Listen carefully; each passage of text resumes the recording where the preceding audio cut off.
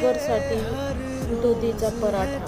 चला तर मग आपण पाहून घेऊया दुधीचा पराठा. आपण दूध खिसून घेऊया आणि कोणत्याही पिठामध्ये आपण पराठा करू शकतो.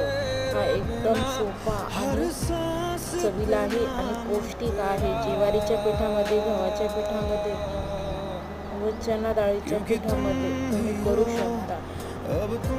आणि त्याच्यामध्ये हळद, मीठ, कांदा, कोथिंबीर